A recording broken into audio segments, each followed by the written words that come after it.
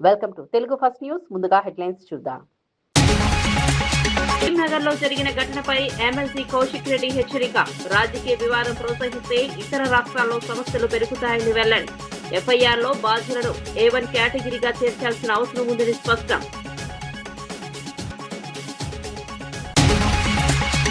రాజకీయ హింసపై జీవన్ రెడ్డి తీవ్ర ఆందోళన. బీసీ కాంగ్రెస్ టీఆర్ఎస్ నేతలపై జరిగిన దాడులను ఖండించిన వైనం. స్థానిక భద్రత కోసం ప్రభుత్వ యంత్రాంగం కఠిన చర్యలు తీసుకోవాలని డిమాండ్. ప్రజలకు ప్రభుత్వం పట్ల విశ్వాసం పెంపొందించేందుకు చర్యలు అవసరమని వ్యాఖ్య. ముఖ్యమంత్రి స్థానానికి విజయ్కు అవకాశం ఇవ్వాలని సూచన. రాష్ట్రంలో స్థిరత్వం కోసం సమయానికి చర్యలు తీసుకోవాలని హెచ్చరిక. కేంద్రం, రాష్ట్రపతి, ప్రధాని చర్చ లేకపోతే పరిస్థితులు మరింత అస్తవ్యస్తమవుతాయని వ్యాఖ్య. హైదరాబాద్ నాంపల్లిలో ఘోర హత్య. ఘటనలో 4 నిందితులు అరెస్ట్.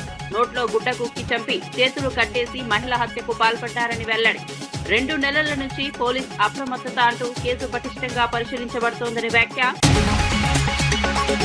సీఎం రేవంత్ రెడ్డి కొడంగల్లో ట్రాన్స్ఫర్మేటివ్ ప్రాజెక్టు ప్రారంభించారు.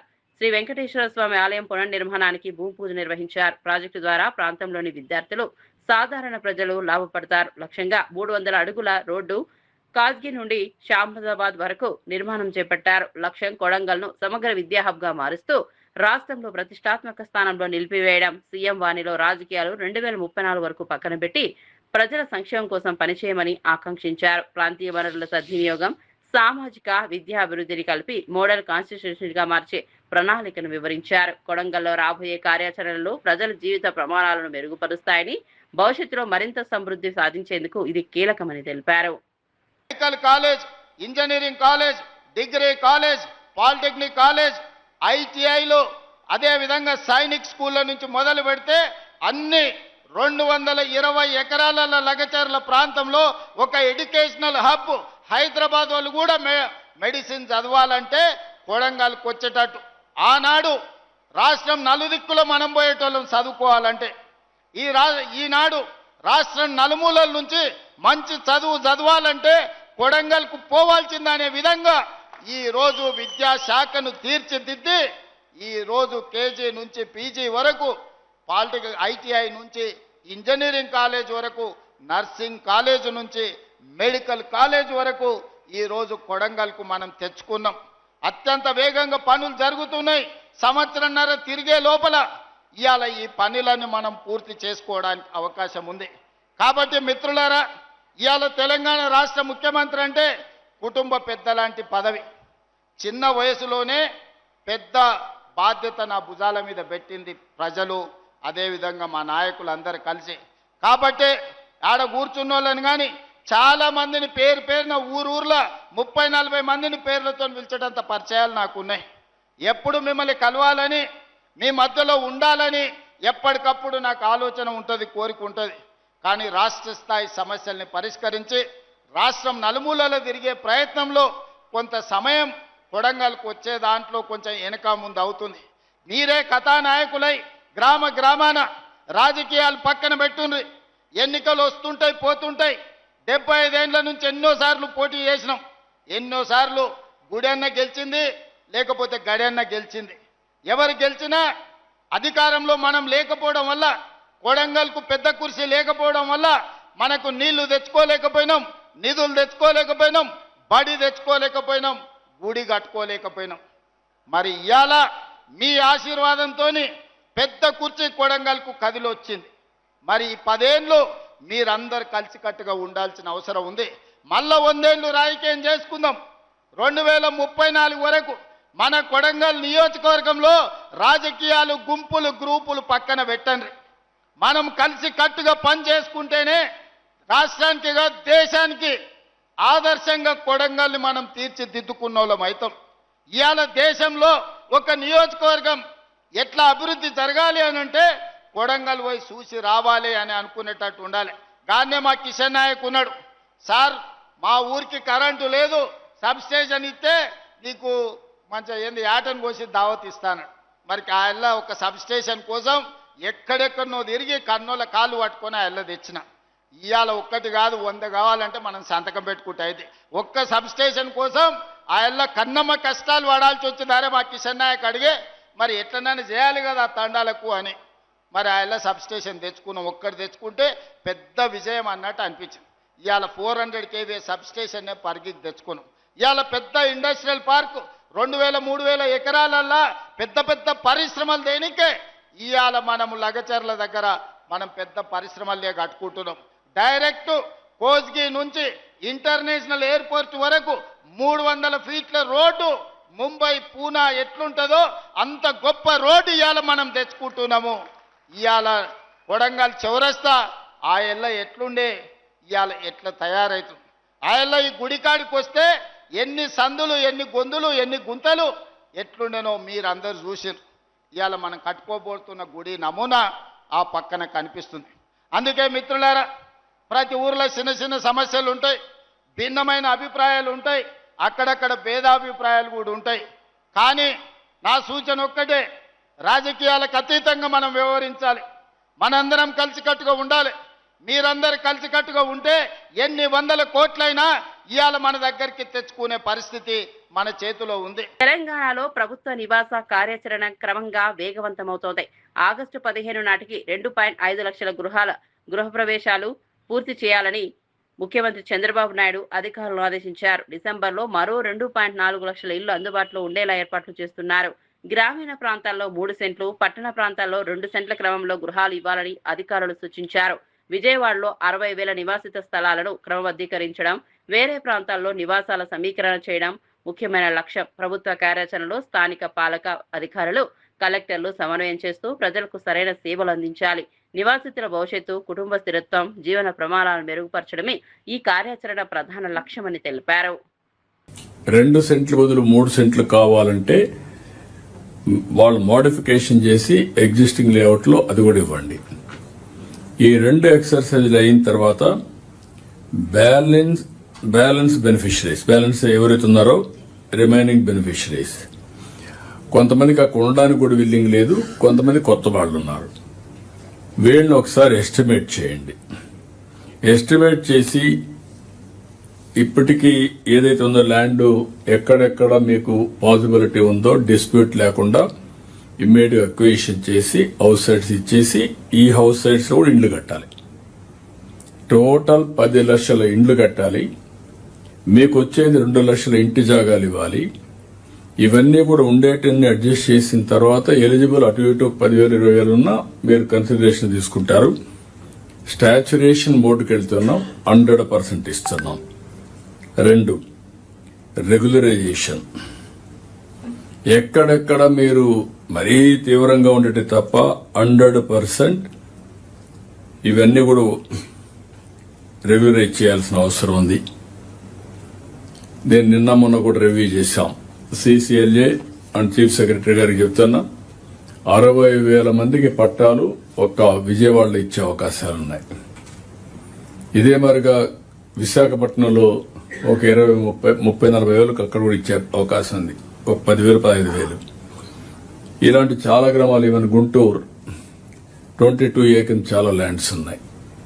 ఇవన్నీ కూడా మీరు తీసుకొని నాకు అవన్నీ కూడా క్లియర్ చేసి 100% రెగ్యులరైజ్ చేయడం మన బాధ్యత.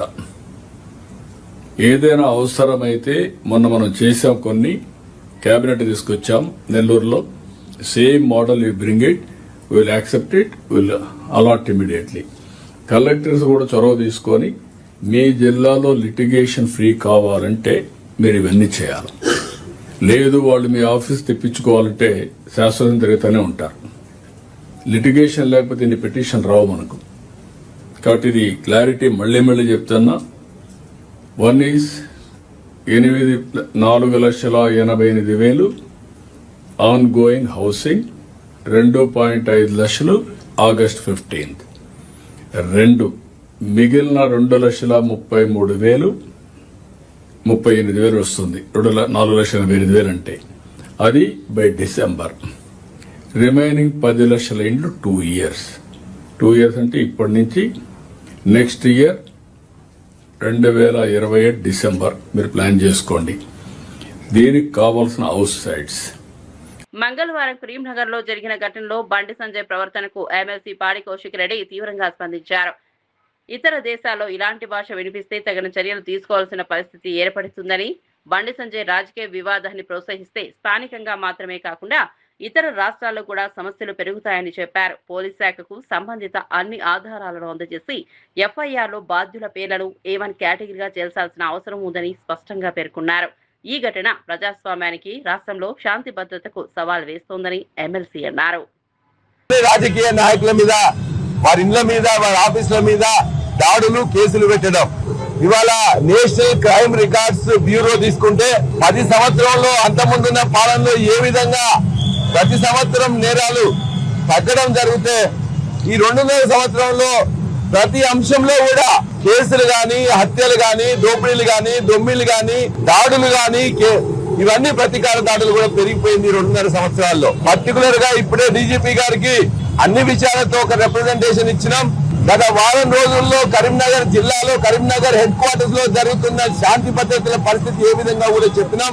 అదే విధంగా పోలీసుల యొక్క నిర్లిప్తత, చేతగానితనం ఒకవైపు, రెండో వైపు అక్కడున్న కేంద్ర హోంశాఖ సహాయ మంత్రిగా ఉన్న బండి సంజయ్ గారే స్వయంగా అనాగరికంగా ప్రవర్తిస్తా ఉన్నారు.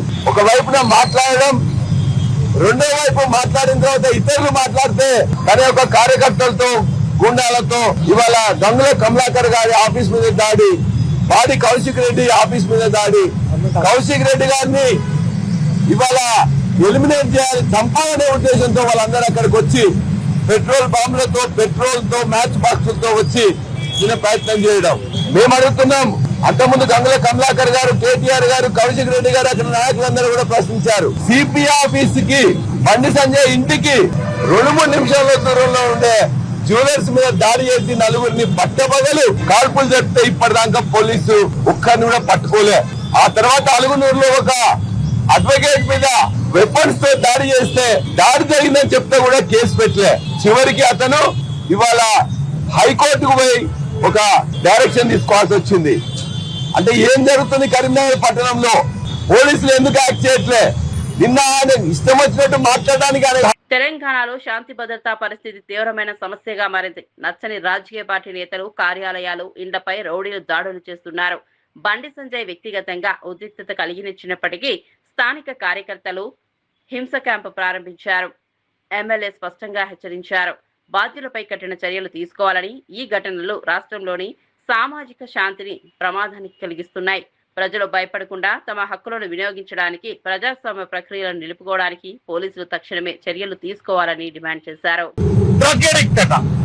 డ్రగ్స్ తీసుకుండట, ఎండాకాలం కాబట్టి డ్రగ్ ప్రభావం ఎక్కువ ఉండి ఏం మాట్లాడుతున్నావు అని చెప్పని మాట్లాడిండు. ఆయన ఏమడిగిండు, ఆయన రోజు తినేటువంటి ఒక తంబాకు గురించి ఆయన ప్రస్తావన చేసిండు. నాకు సంబంధం లేదు మొర్రో, నెత్తి మీద నోరు పెట్టుకుని రేవంత్ రెడ్డి, బండి సంజయ్ చేసిన తప్పుడు ప్రచారాన్ని నిరంతరం కేటీఆర్ గారికి తిప్పికొట్టినప్పటికీ కూడా, అవసరమైతే నా ఎంపికలు ఇస్తా, నా గోర్లు ఇస్తా, అదే నాయన నేను సిగరెట్ కూడా తాగనరా అని చెప్పని నెత్తి మీద నోరు పెట్టుకుంటే కూడా, పరవేశ దావా కూడా వేసిన తర్వాత కూడా చిల్లర మల్లరగా నోటికి త్వరలో ఉన్నటువంటి వాళ్ళ లెక్క ఏది పడితే అది మాట్లాడుతుంది. మీరు డ్రగ్స్ అంటే తప్పులేదు, తంబాకు తింటున్నారు, తంబాకు తింటాడు ఆయన పెద్దమంటే, మరి తంబాకు తింటాడు అని అంటే తప్పు అంటే ఎట్లా చెప్పారు? తెలంగాణ సమాజం దయచేసి ఆలోచించమని కోరుతున్నా. ఏ కొడుకైనా ఒప్పుకుంటాడా? లేదా ఏ మిత్రుడైనా ఒక మా నాయకుడిని పట్టుకొని నువ్వు కేసీఆర్కే పుట్టినవా అని చెప్పాను అనేటువంటి ఔచిత్యం ఏం చెప్పండి? Is the language of civilised leader, is the language of civilised leader. And that home minister సభ్యత ఏంది, సంస్కారం ఏంది, మర్యాద ఏంది? ఎవరిని తిడుతున్నావా నువ్వు? ఆ తల్లిని తిడుతున్నావు. బుద్ధి జ్ఞానం ఉందా మీకేమన్నా? ఇది కనుక ఇటువంటి భాష మాట్లాడితే వేరే దేశాల్లో రాళ్లతో కొట్టి చంపుతారు మిమ్మల్ని. ఇంత అన్యాయమా? తల్లులను వదిలిపెట్టారు, భార్యలను వదిలిపెట్టారు, పిల్లలను వదిలిపెట్టారు, ఎవరు పడితే వాడు ఇష్టం వచ్చినట్టు మాట్లాడతారా? రాజకీయాల కోసం సభ్యత లేదా, సంస్కారం లేదా, ఒక మర్యాదల లిమిట్స్ లేవా? ఏదైతే మాట్లాడతారా? టీవీలలో చూపెడతారని, ప్లేట్ బ్రేకింగ్ వస్తాయని, పేపర్లలో ఫ్రంట్ పేజ్ న్యూస్ వస్తాయని. ఇదేనా రాజకీయం అంటే? అమ్మలను తిట్టడము, తమ్ముళ్ళని తిట్టడము, కొడుకులను తిట్టడము, పిల్లలను తిట్టడము, లేనిపోని అలవాట్లను అంటగట్టి తప్పుడు ప్రచారాలు చేయడమే రాజకీయమా? మా సంజయ్ గారు చెప్పి నేను ప్రెస్ మీట్ చూసిన, నేను దమ్ముంటే విద్య మీద చర్చ చేయి. ఇవాళ తెలంగాణలో దిగజారుతున్నట్టు ఒక విద్య మీద చర్చ చేయి. తెలంగాణ విద్యా వ్యవస్థలో జరుగుతున్నటువంటి ఒక కాంట్రాక్ట్ కుంభకోణాల మీద చర్చ చేయి. ఇవాళ నివారణకు గురవుతున్నటువంటి ఒక పేద వాళ్ళ యొక్క ఆరోగ్య పరిస్థితుల పైన చర్చ చేయి, హాస్పిటల్ వ్యవస్థ పైన చర్చ చేయి, నిరుద్యోగుల పైన చర్చ చేయి, కేంద్ర నిధుల పైన చర్చ చేయి. ఇవన్నీ పక్కకు పెట్టి పట్ల మొక్కల కొనుగోళ్ల పైన చర్చలు చేయమంటే డ్రగ్స్ తీసుకుంటావు, అమ్మ గుట్టవా అయ్య గుట్టవా అంటావు. ఏం భాష ఇది? తెలంగాణ రాజకీయాల్లో కేటీఆర్ వ్యాఖ్యల తర్వాత ఘర్షణ ఏర్పడింది.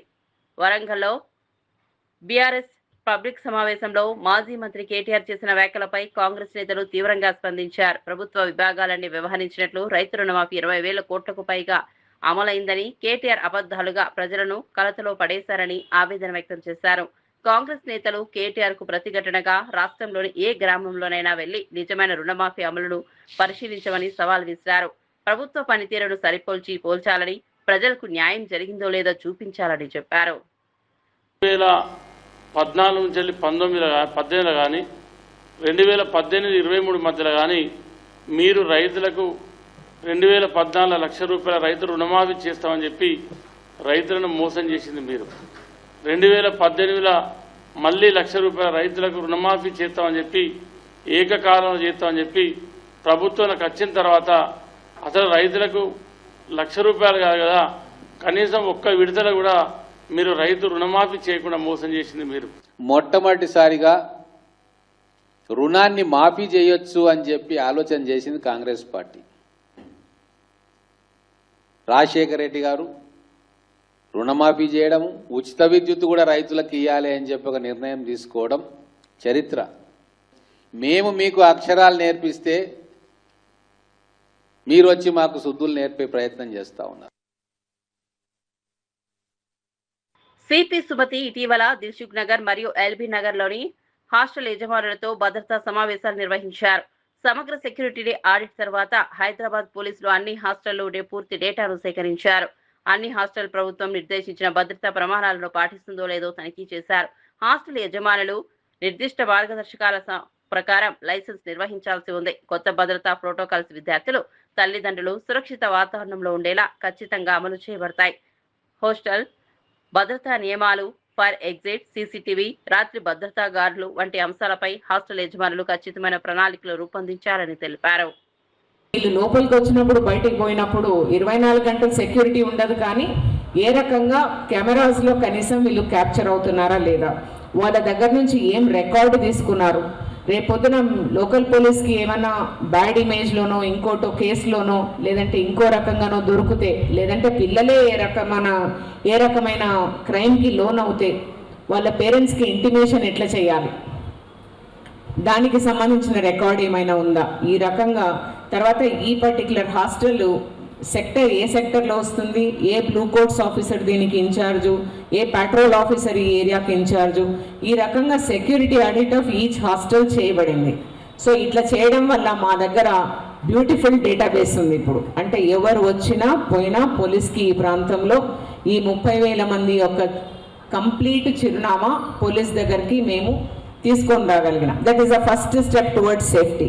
ఈ తర్వాత నెక్స్ట్ ఏమిటి, నెక్స్ట్ మేము డైరెక్ట్గా వచ్చి కొట్టడం ఉండదు, తిట్టడం ఉండదు, ఏం చేయము.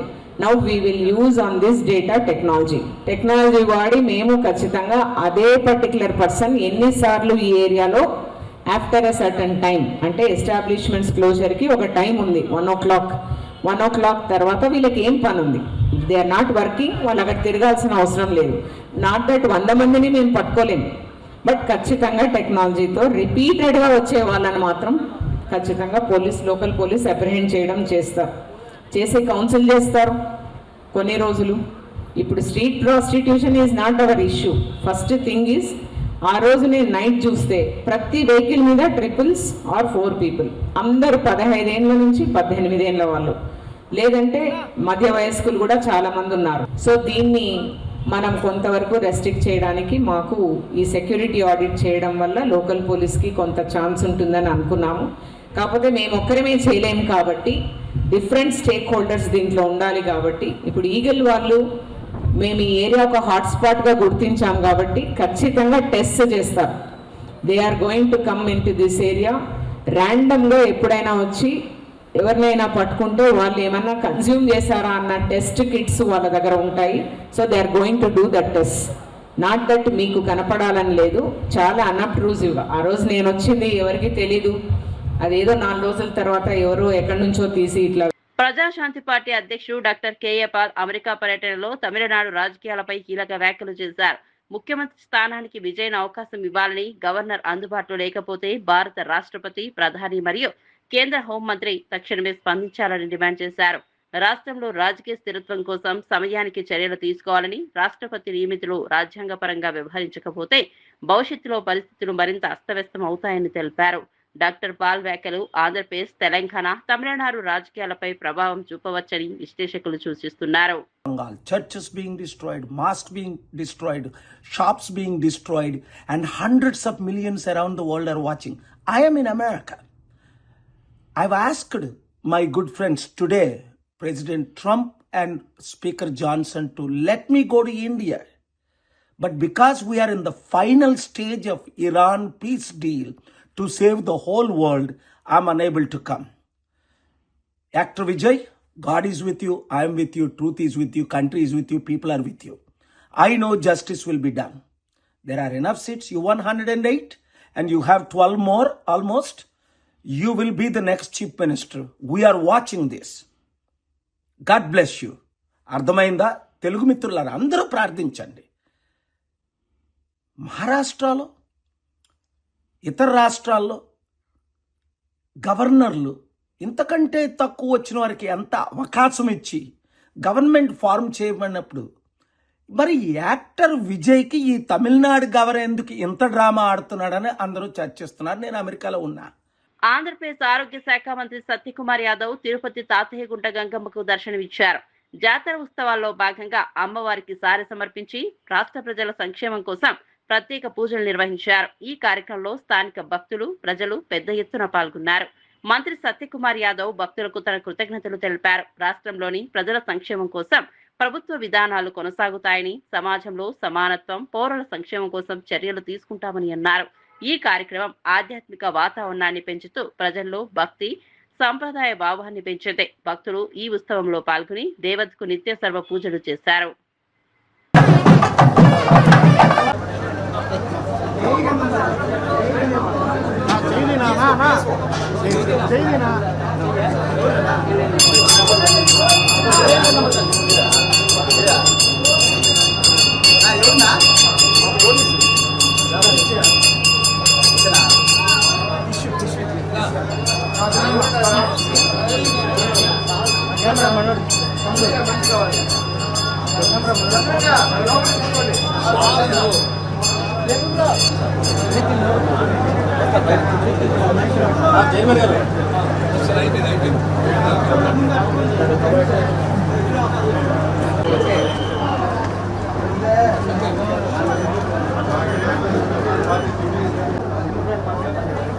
హైదరాబాద్ రిటైర్డ్ ఐపీఎస్ భార్య తనూజా రంజన్ హత్య కేసు సంబంధిత వివరాలు సిపి సజ్జనార్ వెల్లడించారు. చేతులు కట్టేసి నోట్లో గుడ్డ కుక్కి చంపడం అనే ఘోర ఘటన నేపాల్ పరి మనుషుల చేత జరిగినట్లు తెలిపారు. గత సంవత్సరం ఇంట్లో చేరిన వారు స్థానిక మహిళల సహకారంతో హత్యను అమలు చేశారు. సిపి సజ్జనార్ 2 నెలల నుంచి ప్రజలను అప్రమత్తం చేయగా ఈ ఘటన ఇంకా కొనసాగుతున్నట్లు తెలిపారు. ప్రజలు జాగ్రత్తగా ఉండాలని, అనుమానాస్పద వ్యక్తులపై సలహాలు ఇవ్వాలని సూచించారు. పోలీస్ శాఖలు సమస్యలు పటిష్టంగా అనుసరించి భవిష్యత్తులో ఇలాంటి సంఘటనలు జరగకుండా చర్యలు తీసుకోవాలని అన్నారు.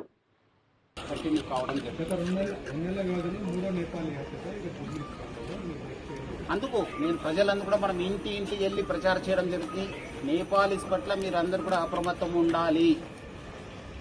ఎందుకంటే ఇంత పోలీస్ చెప్పిన తర్వాత కూడా మళ్ళీ మీ ఇంట్లో పెట్టుకున్నారు. వాళ్ళు ఎవరు ఏమన్నా చూడరు, వాళ్ళు అవకాశం కోసం చూస్తుంటారు. తెలంగాణలో బీసీ సంఘాలు ప్రధాని నరేంద్ర మోదీ పర్యటనకు ముందే తమ ఆందోళన వ్యక్తం చేశాయి. జాజుల శ్రీనివాస్ గౌడ్ నేతృత్వంలో బీసీ ఐకాసా, బీసీ సంక్షేమ సంఘాలు ప్రధానికి 10 ముఖ్యమైన ప్రశ్నలు అందజేశారు. జాతీయ కులగణన, 42%, బీసీ విద్య, ఉద్యోగ రిజర్వేషన్లు, మహిళా బిల్లులో సబ్ కోటా, 50% పరిమితి రద్దు, ప్రత్యేక బీసీ మంత్రిత్వ శాఖ ఏర్పాటు వంటి సమస్యలపై కేంద్రం నిర్లక్ష్యం చూస్తోన్నదని వారు నిర్ధారించారు. జాజుల శ్రీనివాస్ గౌడ్ తెలిపినట్టుగా ప్రధాని ఈ ప్రశ్నలకు సమాధానం ఇచ్చిన తరువాతే తెలంగాణలో అడుగు పెట్టాలని, లేకపోతే ఈ నెల 10న రాష్ట్ర వ్యాప్తంగా నల్ల జెండాలతో నిరసన ర్యాలీలు చేపడతామని హెచ్చరించారు. వి హనుమంతరావు ఆమరణ నిరాహార దీక్షకు బీసీ సంఘాలు పూర్తి మద్దతు ప్రకటించాయి. రాష్ట్రంలోని అన్ని ప్రధాన బీసీ సంఘాలు, జేఏసీ, మహిళా మరియు విద్యార్థి సంఘాలు ఈ ఉద్యమానికి యథాశక్తి తోడ్పాటు చేస్తాయని తెలిపారు. ఆ రోజులలో క్యాస్ట్ సెన్సస్ చేస్తామని చెప్పడం జరిగింది. కేబినెట్ లో కూడా నిర్ణయం జరిగింది. ఆ తర్వాత చెప్పాలంటే నేను ఓబీసీ ఎంపీస్ కన్వీనర్ గా గత 11 ఏళ్లు ఫైట్ చేశా. కానీ ఐఐటి ఐఐఎం లో రిజర్వేషన్ కావాలని కోరినప్పుడు సుప్రీంకోర్టు పోయి కొందరు వ్యతిరేకం చేస్తే మాకు రిజర్వేషన్ రాకుండా ఎవరైతే అగ్రకులాల ఆలోచనతోటి మాకు నష్టం జరిగింది. అప్పుడు నేను సోనియా గాంధీ దగ్గర పోయిన, madam, talent is not anybody's property ma'am. God has given to everybody, but we should give opportunity. We are coming from Telugu, Malayalam, Tamil, all language. Talent మా దగ్గర ఉందంటే ఏం చేయాలన్నది మేడం. ఒకటే, ఇవాళ దేశ ప్రధానమంత్రి డాక్టర్ మన్మోహన్ సింగ్ గారు ఉన్నారు, వారికి చెప్పండి బిల్లు పెట్టమనండి అంటే బిల్లు పెట్టించడం జరిగింది. ఎక్కువ సంఖ్యలో ఇప్పటికే 60% ఉన్నటువంటి జనాభా ఇక్కడనే కాదు యావత్ భారతదేశంలో బీసీల సంఖ్య అత్యధిక ఉంది. దాని తర్వాత ఎస్సీ ఎస్టీ మైనార్టీలు కూడా ఉన్నారు కనుక వాళ్ళందరూ కూడా ఎంపీలు మాకు మద్దతు ఇవ్వడం వల్ల ఇవాళ 80 కోట్ల మంది బీసీ జనాభా గల వాళ్ళు ఇన్ని సంవత్సరాలకు ఒక బీసీ అంతకుముందు ఉన్నా కానీ ఒక బీసీ ప్రధానమంత్రి బీసీలకు ఏదో చేస్తా అనేటువంటి నెపంతో వస్తున్నాడు.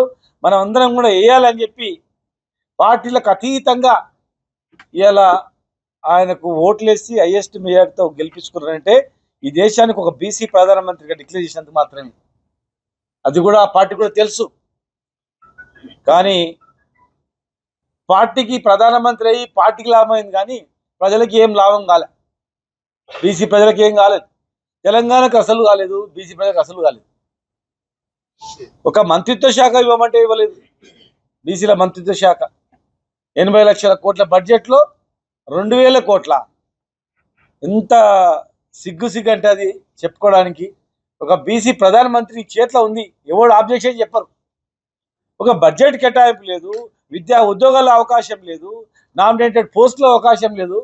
చివరకు ₹1 ఖర్చు కానటువంటిది ఒక కాలం 34వ కాలం పెట్టి బీసీ కుటుంబాల సంఖ్య ఎంత అని పెడితే చాలంతే.